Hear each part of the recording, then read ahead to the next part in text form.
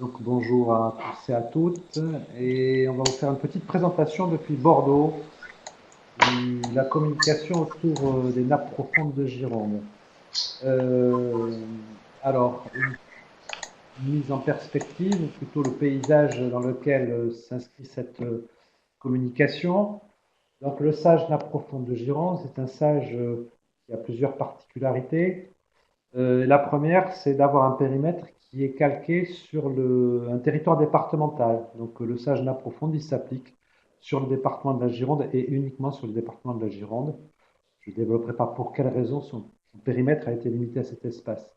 Donc c'est un territoire qui couvre 10 000 km². La population est d'1 500 000 habitants ou un peu plus. La croissance démographique est forte puisqu'elle dépasse 1,1% par an actuellement. Alors en Gironde, nous sommes des enfants gâtés, notamment en matière de ressources en eau.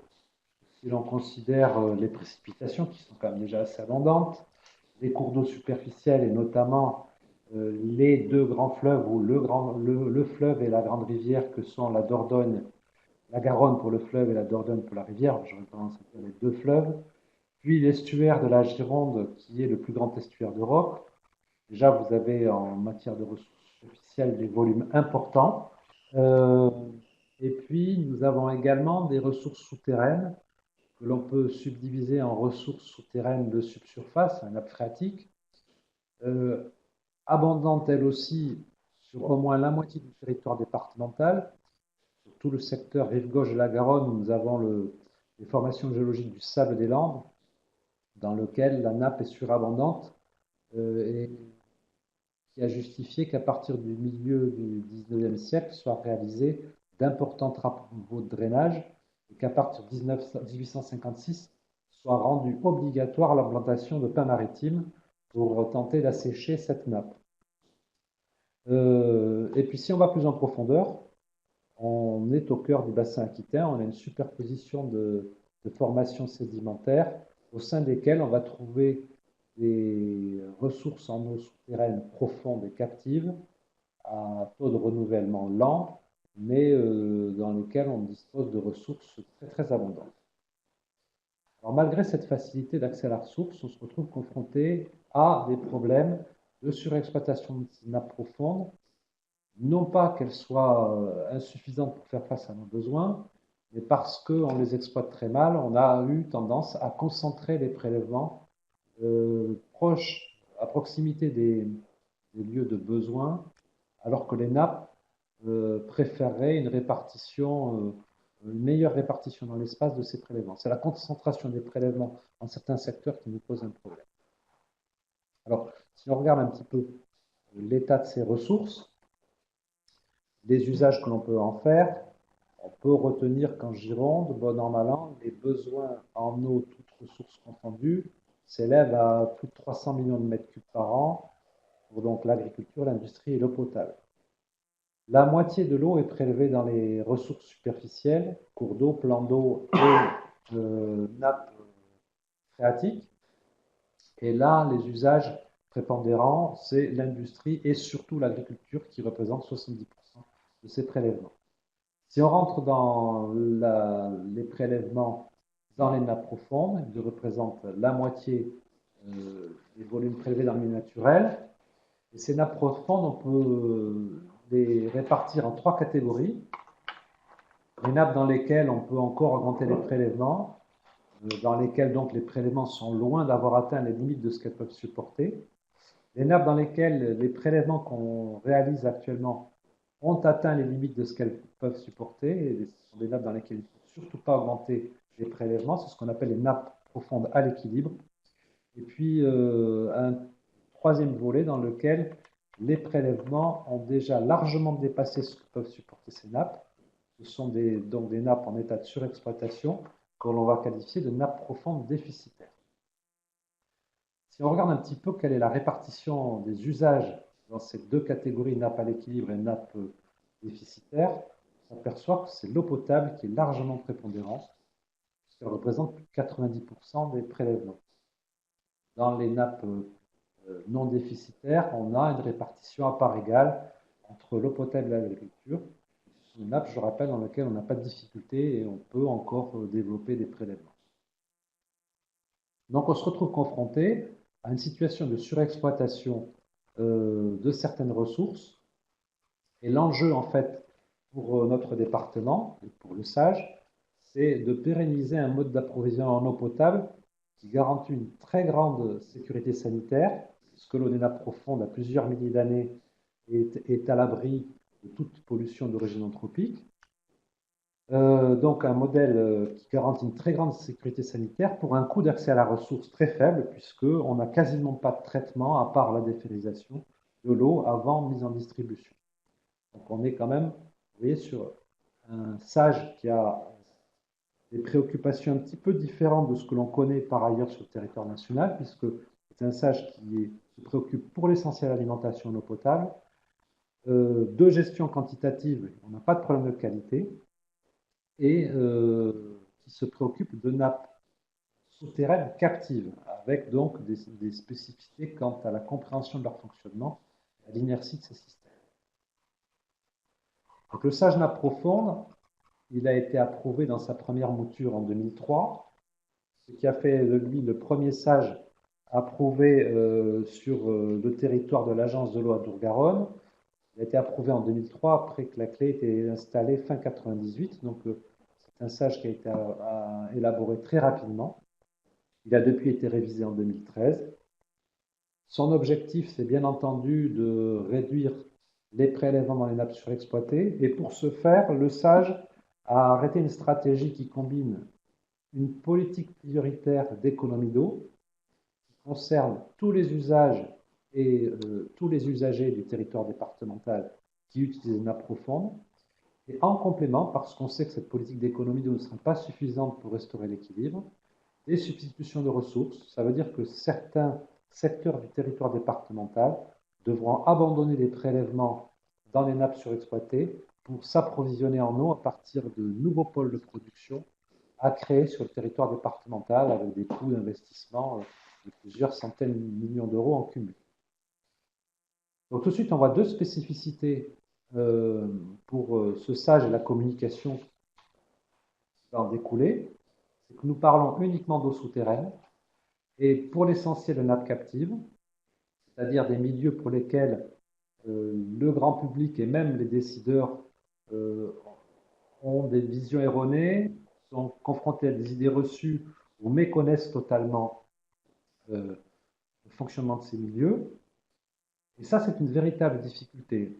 Moi qui ai travaillé par le passé sur les ressources superficielles, et notamment sur le fleuve Charente, quand on parlait d'inondation ou de sécheresse, le constat était vite partagé par tous les acteurs. Il suffisait d'aller au bord du fleuve pour voir que soit il était à sec, soit il débordait. Et puis les pollutions, d'ailleurs, on les constate aussi de visu, puisqu'on voit soit de la mousse, soit des poissons morts.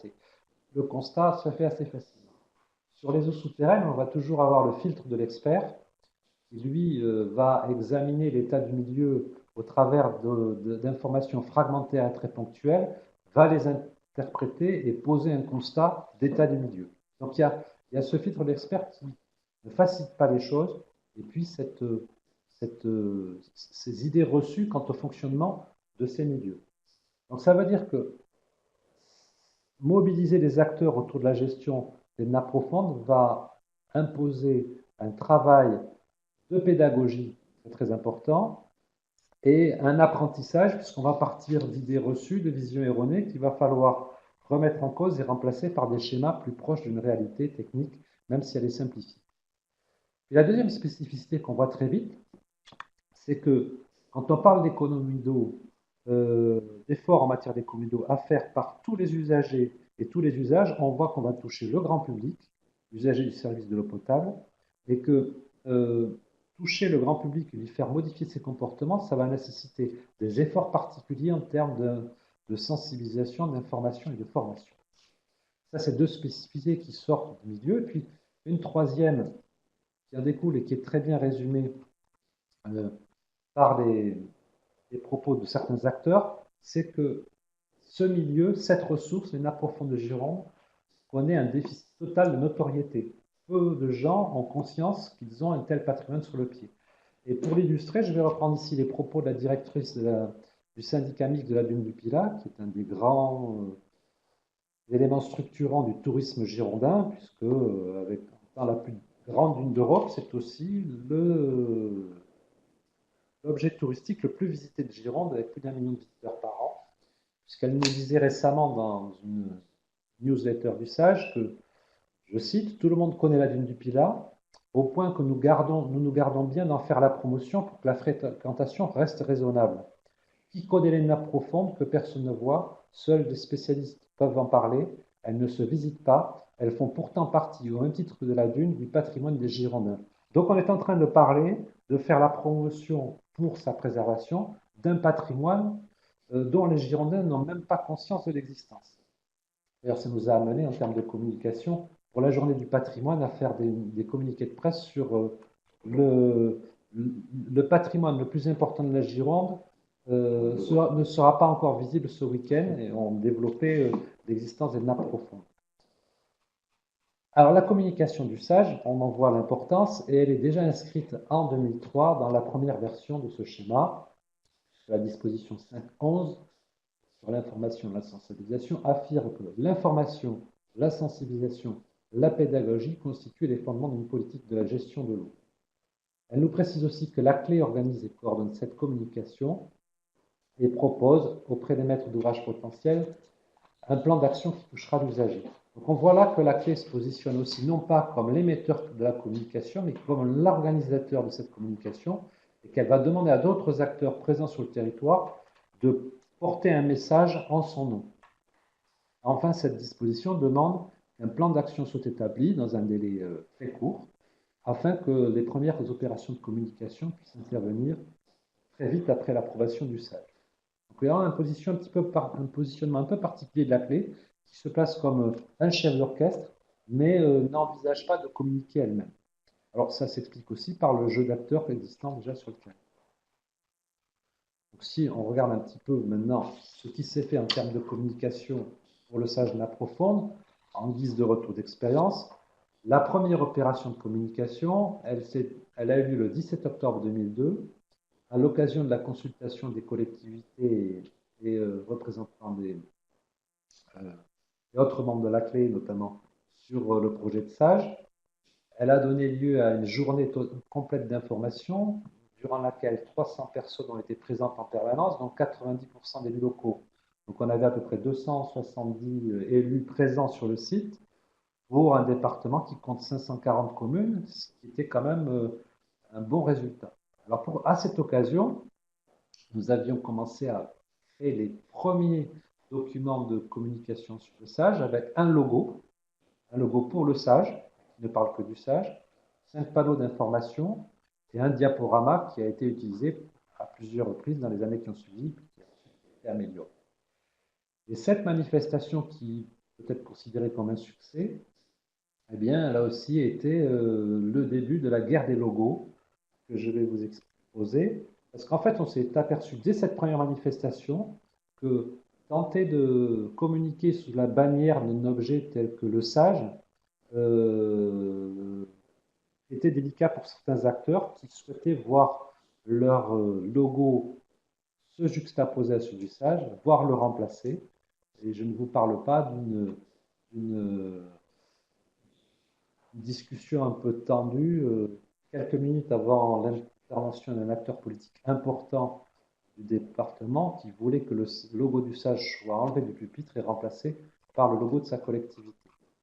Donc en fait, tout ça pour vous dire que notre retour d'expérience, il a mis en avant une difficulté apparue immédiatement. C'est un match ou une concurrence permanente entre les logiques de communication institutionnelle par les grands acteurs, grandes collectivités du département, et la communication d'intérêt général qui est celle du SAGE.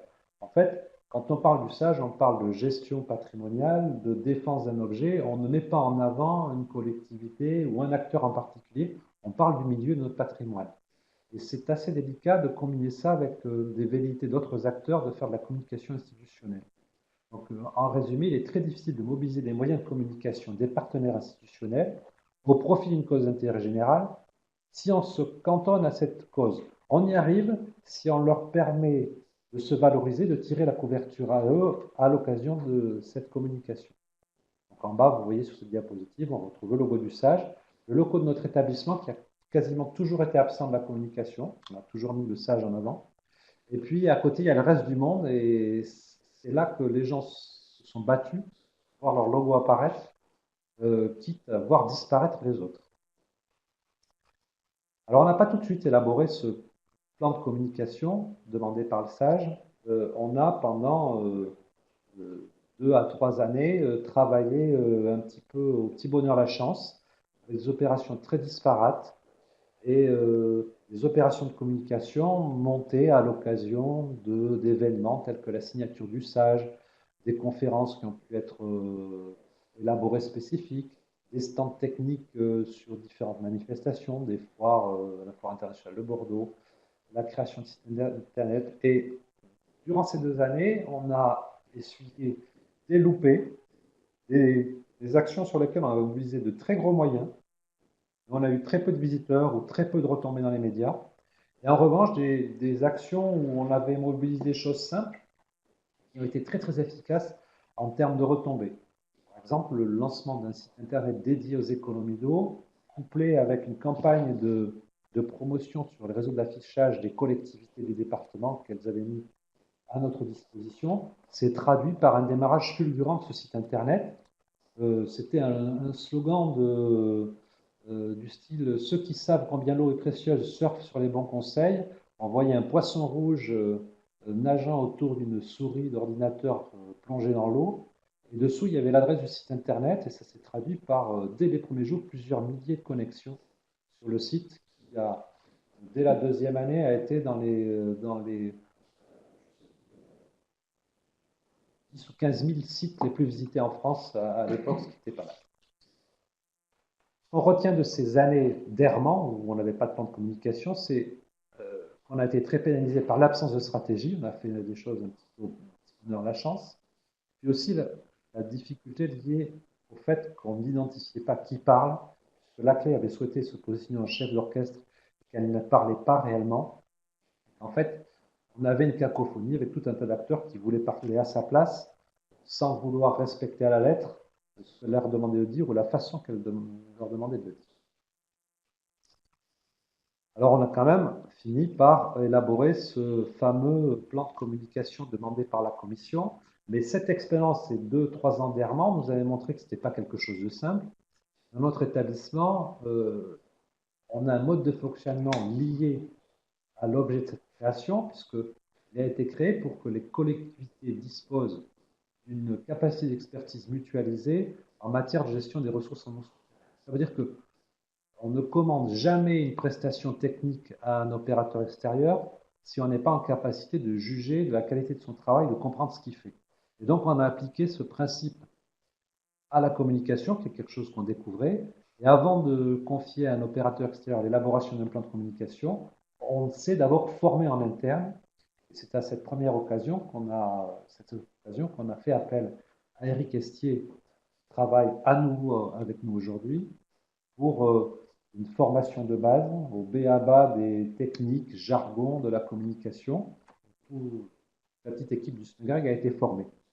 Une fois qu'on a eu ces repères, on a élaboré un cahier des charges, on a consulté, qu'on a choisi un prestataire extérieur qui, à l'époque, nous a élaboré un plan de communication pour un montant de 50 000 euros. Alors, un plan de communication qui, comme tout plan de communication, comprenait une identité visuelle, une charte de communication, et puis avec des éléments un petit peu plus adaptés, comme un baromètre. On a fait pendant plusieurs années des sondages pour voir si la notoriété des nappes profondes augmentait et si leur image était meilleure ou moins bonne. Une centrale argumentaire pour faire face à toute demande extérieure, plusieurs sites internet, l'élaboration ou l'animation d'événements pour attirer les foules, des relations presse, des campagnes médias, des choses très très bien sur le papier, mais qui en fait dans la pratique se sont avérées peu efficaces parce qu'on n'a pas été en capacité de les mettre en œuvre, notamment du fait d'un manque de moyens humains surtout, même si on pouvait mobiliser les moyens financiers à l'époque, les moyens humains n'étaient pas à la hauteur. En fait, c'était prenant en termes d'occupation que de mettre en œuvre tous ces éléments du plan de communication. Et puis, une autre difficulté à laquelle on était confronté, c'est que ce plan de communication, comme le souhaitait la clé le sage, reposait beaucoup sur le bon vouloir de partenaires extérieurs euh, à qui on allait demander de relayer l'information et ne pouvant pas reprendre forcément à leur compte la communication en éliminant le logo du sage, tous n'ont pas souhaité jouer le jeu, même pas du tout, et ça a été un petit peu délicat. On n'a pas eu les relais qu'on attendait. Donc sur cette expérience 2005-2009, on a eu un plan de communication donc, qui ne tenait pas compte de nos moyens humains, qui était surdimensionné par rapport à ce qu'on était en capacité de faire. C'est un plan qui était adapté à la communication institutionnelle. Il aurait très bien pu être mis en œuvre par un conseil général ou une très grosse collectivité ou la communauté urbaine de Bordeaux. Il n'était pas adapté à la communication d'intérêt général où on parle d'enjeux plus que de personnes. Et puis, il y avait toujours ce flou persistant relatif à l'émetteur de la communication. Flou persistant, même encore plus important, puisque après la mise en œuvre de la première phase de ce plan de communication qui traitait de l'identité visuelle, on ne s'est pas retrouvé avec deux logos comme précédemment, c'est-à-dire le logo du sage et le logo de la clé, mais on s'est retrouvé avec un troisième, du sage et du SMEGREG, on s'est retrouvé avec un troisième logo pour la clé. Donc ces trois logos, plus les velléités de tous les autres acteurs de voir leur logo à côté ou remplacer ceci, ça a été très très compliqué de communiquer et de monter des opérations efficaces. Deux enseignements à retenir aussi de cette époque-là, c'est que on avait envisagé d'acheter de l'espace média, notamment dans les médias écrits local sud-ouest. En fait, il est préférable de créer de l'événement qui va être relayé gratuitement par différents médias. Et ça coûte beaucoup moins cher, et souvent c'est beaucoup plus efficace et souvent aussi beaucoup plus proche des acteurs de terrain ou des habitants.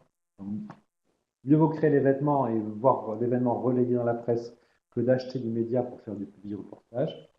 Et puis l'autre aspect, c'est que la communication ne peut se concevoir que si on y consacre du temps et du temps de manière régulière. Le coup par coup, c'est une catastrophe. Ça demande, en fait, c'est inefficace.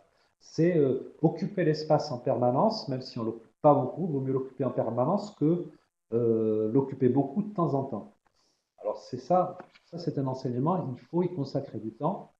Pour un établissement comme le nôtre, très tourné vers la technique, ce sont des efforts particuliers que de s'obliger à consacrer du temps à la communication de manière régulière.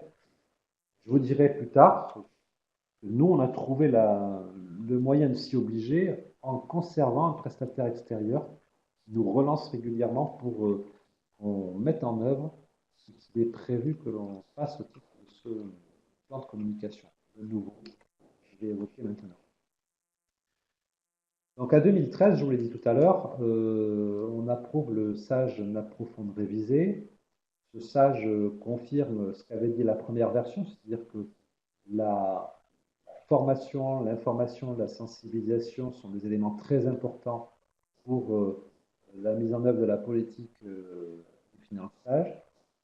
Et c'est l'occasion d'élaborer un nouveau plan de communication conforme aux objectifs du SAGE, adapté cette fois-ci aux capacités de notre établissement. Alors, on y consacre, vous voyez, 40 à 55 jours par an, donc c'est un quart de temps plein consacré dans l'équipe à la communication. Un budget qui peut paraître important de 150 000 euros par an, c'est 10 centimes par habitant.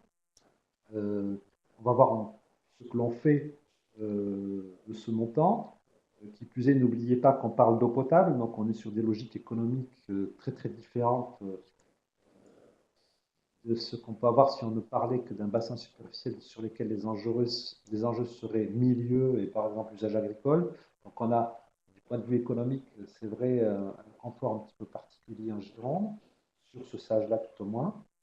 C'est un plan de communication qui est structuré, donc il y a des actions distinctes, 14 fiches, ce sont des actions qui sont hiérarchisées. Donc, on sait ce qu'on a à faire tout de suite de manière impérative. Et il y a des choses qui sont un peu plus lointaines et dont le temps pourra peut-être se passer.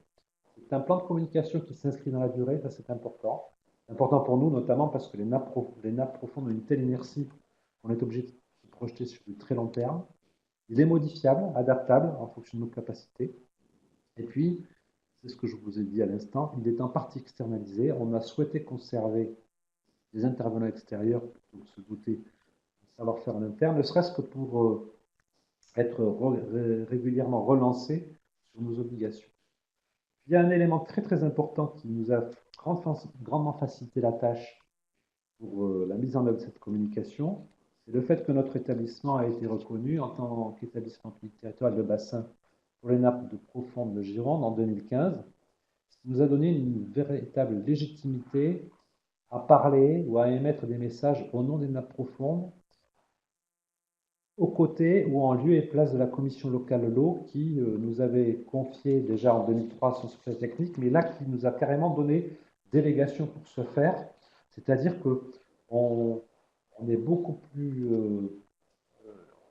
de facilité de confort, beaucoup plus de légitimité à communiquer sur ces sujets sans avoir à référer en permanence à la commission locale de l'eau et en pouvant un petit peu imposer cette communication à d'autres acteurs.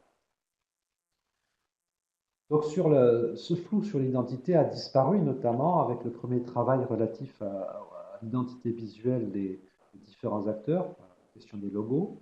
Donc on a trois objets, le SAGE, au fond de Gironde, la commission qui a élaboré ce SAGE, le SMEGREG qui est le PTB de ces ressources. Le choix a été fait de n'avoir qu'un seul visuel, que vous voyez ici, qui symbolise le département de la Gironde. On va retrouver les grands cours d'eau, les estuaires qui structurent notre paysage, la goutte d'eau au centre, et puis les couleurs qui représentent les différentes formations géologiques, les nappes profondes, le vert pour le Crétacé et les couleurs chaudes pour les formations du tertiaire. Un seul texte d'accompagnement, nappe profonde de Gironde, qui est commun donc à tous les logos, et puis une déclinaison en trois logos, deux logos pour les émetteurs que sont l'ACLE et le SMEGREG, et un logo pour le sujet que nous avons en commun, c'est le SAGE et les nappes profondes. Donc on les utilise à loisir, ils peuvent se remplacer l'un l'autre sans grande difficulté, et en fait, ce logo même seul, il fonctionne, et les gens très très bien identifiés quand ils voyaient ce logo, ces couleurs, de quoi il s'agissait. Alors parmi les objets de communication que nous avons, je ne vais pas tous vous les présenter parce qu'on en a beaucoup. On a fait beaucoup de documents très très techniques, notamment on a des guides avec l'OMIO qui ont été faits sur l'eau potable, sur la sectorisation, sur les diagnostics de réseau. On a eu des documents sortis avec l'ONEMA, avec les agences de l'eau. Et puis on a de la communication beaucoup plus locale et grand public. Donc je vais focaliser sur quelques éléments qui figurent dans notre plan de communication que nous mettons en œuvre. Donc nous avons une lettre d'information dématérialisée qui sort au moins 2 fois par an. Alors, c'est son édition qui est externalisée. C'est-à-dire que là, on a un prestataire extérieur avec qui régulièrement, sachant qu'on doit sortir un numéro, nous demande de sortir un contenu éditorial. Donc, on fait comme une conférence de rédaction, on dit dans ce numéro, nous allons parler de ça, voilà l'actualité qu'on veut traiter. On va trouver les personnes interviewées. On fournit la matière à notre prestataire extérieur qui, lui, va mettre en forme et formaliser la lettre avant sa sortie, avant qu'elle soit validée. Donc, s'il n'était pas là pour nous relancer et nous exiger qu'on produise des articles, je pense que bien souvent, les numéros sortiraient avec 2, 3, 4 mois de retard, voire ne sortiraient pas si on est pris par une activité technique particulière. Donc ça, c'est une lettre qui a été sortie au format papier pour son premier numéro, qui depuis est dématérialisée. Les personnes qui l'ayant, dans la majeure partie des cas, sont abonnées par la suite sur notre site internet. On a une cible un petit peu particulière aussi pour les nappes profondes, liée à la politique d'économie d'eau et liée aux résultats qu'on avait obtenus sur les premières campagnes de communication en matière d'économie d'eau. En fait, quand vous demandez au grand public de faire des efforts en matière d'usage de leurs ressources, notamment d'économie d'eau, ça marche très bien quand vous faites les campagnes avant l'été et qu'on commence à parler de sécheresse à la télé. Les messages sont entendus et les consommations diminuent. Et le problème, c'est que dès qu'il se remet à pleuvoir à l'automne, eh bien, le grand public considère qu'il n'y a plus lieu de faire d'efforts et qu'il peut se remettre à consommer sans faire attention. Alors, c'est peut-être vrai quand on est sur des ressources superficielles, puisque les pluies vont assez rapidement, avec un peu de décalage, reconstituer les ressources qui ont pu être mises à mal durant l'été. Pour les nappes profondes, les efforts d'économie d'eau, ce n'est pas pendant 3 mois ou 6 mois qu'il faut les faire, ça va être pendant plusieurs décennies pour éviter d'avoir à investir dans des infrastructures de production d'eau très importantes. D'où la décision prise assez rapidement par l'agence de l'eau, par la commission locale de l'eau, pardon, de s'inscrire dans une communication à long terme et en fait plutôt dans un programme de formation, d'action pédagogique, de manière à ce que euh, l'objectif fixé, tous les Girondins demain soient des éco-citoyens, soient parfaitement conscients de ce qui se passe quand ils ouvrent un robinet et des ressources qui sont mobilisées, qu'ils soient parfaitement conscients du patrimoine qu'ils ont sur leurs pieds et des avantages qu'il y a à être alimenté en eau potable à partir de ce patrimoine. Donc, depuis 2005, nous avons un partenariat avec l'Éducation nationale qui nous permet d'envoyer dans des classes des intervenants qui vont parler de la ressource en eau, des nappes profondes et de l'eau potable. L'objectif, c'est que tous les élèves girondins aient été sensibilisés au moins une fois entre leur entrée dans l'école primaire et leur départ du collège. Donc ça nécessiterait qu'on puisse sensibiliser à peu près 15 000 élèves par an. Aujourd'hui, on est plutôt à un peu plus de 7 500 élèves par an, on est à la moitié. On finance 250 journées d'animation par an dans les collèges, lycées, non, collèges et écoles primaires. Et on y consacre 30 000 euros par an, point de vue budgétaire. Donc ça, c'est de l'investissement dans la communication avec des retours qui sont attendus à long terme, mais qui en fait dans la pratique s'avère être efficace tout de suite parce que l'enfant qui est sensibilisé, il ramène ces sujets, il ramène ces nouveaux savoirs à la maison et a un très fort pouvoir prescriptif sur le comportement de la cellule familiale. Donc ça a des retombées beaucoup plus rapides qu'on l'imagine. Nous avons toujours en matière d'économie d'eau un autre volet qui représente la majeure partie de nos dépenses en termes de communication. Ce sont les espaces info-économie d'eau, c'est-à-dire le pendant de ce que fait l'ADEME avec ses espaces info-énergie. Il s'agit d'offrir à toute personne qui est intéressée du conseil neutre, personnalisé, mais très très spécialisé, très technique, sur ce qu'il peut faire pour réduire sa consommation d'eau potable dans son habitat, lui éviter les mauvaises solutions, l'orienter vers les meilleurs rapports coût-efficacité, l'orienter vers les solutions où il va être consommé moins mais ne pas perdre de confort, ou savoir lui dire si vous voulez aller plus loin, là vous allez voir votre confort diminuer, mais vous allez pouvoir être encore plus performant. Donc avec 90 000 euros, vous voyez, on arrive aujourd'hui à conseiller près de 3 000 Girondins. Conseiller, ça veut dire souvent un rendez-vous en tête-à-tête avec un spécialiste qui va euh, pouvoir donner du conseil très très précis en regard d'une situation particulière, type de logement, type de projet, je construis, je rénove, je déménage. Et à ceci, il faut ajouter à peu près 1000 personnes qui sont juste sensibilisées, qui ne s'intéressaient pas aux économies d'eau, mais qui, à l'occasion d'une manifestation, vont venir s'informer ou découvrir que l'on peut être beaucoup plus performant dans l'usage de l'eau dans son logement. C'est un dispositif qui nous coûte cher parce que ça mobilise du personnel et à qui on fournit aussi des outils de communication et des petits objets de communication qu'on renouvelle régulièrement pour être toujours attractif. Donc ça nous coûte 90 000 euros par an. Et puis, je ne vais pas rentrer dans les détails, mais on a tout un tas d'autres documents de communication et de sensibilisation. On va retrouver des WinFlags, des drapeaux pour les espaces info-économie d'eau, quand ils sont en extérieur. On va retrouver des posters comme celui sur lequel je vous ai présenté les ressources tout à l'heure, qui sont des posters dédiés aux écoles et établissements scolaires. On a des jeux d'affiches, de l'affiche qui a pu être placardée en ville, ou qui sont en petite dimension pour les lieux publics. On a des affiches spécifiques que vous ne voyez pas sur cette diapositive, par exemple pour les vestiaires des terrains de sport avec des messages spécifiques pour les sportifs, pour les inciter à moins consommer d'eau dans les vestiaires. On a des documents type, à droite, c'est 10 questions-réponses destinés aux personnes, notamment aux journalistes, qui commencent à vouloir traiter de sujets parlant des nappes profondes. Il y a quelque chose de simple à leur apprendre avant. On va trouver des cartes postales, ça peut être assez étonnant, ça marche assez bien. C'est en plus une idée de notre conseiller en communication que d'utiliser des chutes de présentoirs en carton, de faire imprimer dans ces chutes, puisqu'ils étaient découpés, des cartes postales et de ne pas gaspiller ce papier.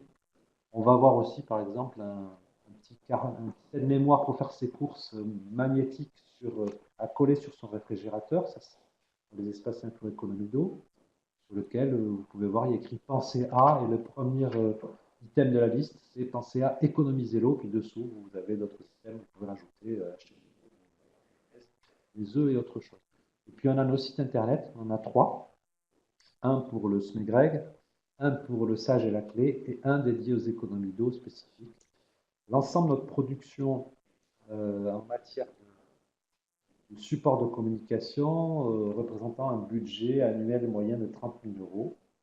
Alors il y a là-dedans aussi, par exemple cette année, des outils, un banc de démonstration de matériel hydroéconome pour les foires et salons qui consomment une partie de ce budget.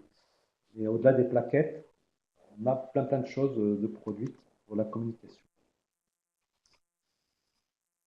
En conclusion de cet exposé, quelques clés liées à l'expérience que l'on a en la matière.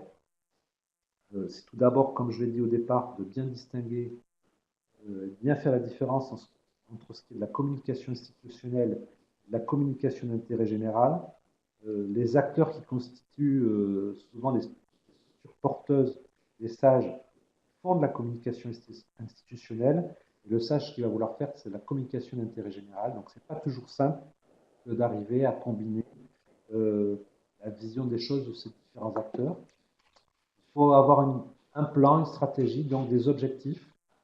C'est bien si le sage fixe ses objectifs. Ça permet de définir la stratégie par la suite. Objectifs et stratégie doivent être adaptés aux moyens, ou alors l'inverse. Si on a une stratégie, un objectif imposé, eh bien, il faut adapter les moyens à cette stratégie. Il n'y a rien de pire que ce qu'on a vécu au départ. On avait une stratégie qui était complètement déconnectée de ce qu'on était en capacité de faire, au moins en termes de moyens humains. La question de l'émetteur est très importante. Il doit être identifiable, identifié, notamment si on veut parler d'intérêt général. Il ne faut pas y avoir de confusion sur qui parle, qu'on ne puisse pas se poser de questions sur les motivations de la communication. Je vous l'ai dit tout à l'heure aussi, il est nécessaire de consacrer du temps de manière régulière à la communication pour qu'elle soit efficace. Faire du coup par coup, c'est très fatigant et on perd en efficacité. Il y a aussi, de mon point de vue, intérêt à recourir à un spécialiste, en interne ou en externe. On l'a fait en externe parce qu'on n'avait pas le choix. Mais la communication, ça ne s'improvise pas. Il y a des choses à savoir, il y a des trucs que seul un spécialiste peut vous apporter, mais c'est vrai dans tous les domaines. On ne s'improvise pas spécialiste de ces sujets. Et puis, la dernière chose, c'est qu'il faut savoir se renouveler. Nous, après une quinzaine d'années de communication, on s'aperçoit que les messages doivent être retravaillés, les supports doivent être retravaillés, ils vieillissent. Vous avez des supports qui partaient comme des il y a 10 ans. Les mêmes plaquettes, aujourd'hui, plus personne n'attire plus l'œil parce qu'elles sont plus à la mode, les couleurs ne sont pas comme on les attend aujourd'hui. Et donc, même si le document est très bon, mais il faut le considérer comme du périssable. Et donc, il faut savoir se renouveler pour capter l'attention dans un monde où, c'est vrai, une société où médiatiquement on est attiré de toutes parts. Il faut savoir renouveler et donner du peps à sa communication de temps en temps. Voilà des éléments clés de ce que l'on peut partager sur la communication qu'on a pu mettre